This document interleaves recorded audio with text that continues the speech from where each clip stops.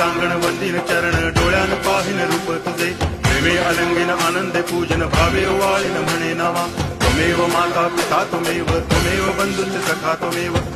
विद्या तरुणं त्वमेव सर्वं मम देव कायेन वाचा मनसेन्द्रियैर्वा बुद्ध्यात्मना वा प्रकृति स्वभावात् करोमि यद्यत् सकलं परस्मै नारायणाय समर्पयामि अच्युतं केशवं रामनारायणं कृष्णदामोदरं वासुदेवं हरि गिरिधरं माधवं गोपिकावल्लभं जानकीनायकं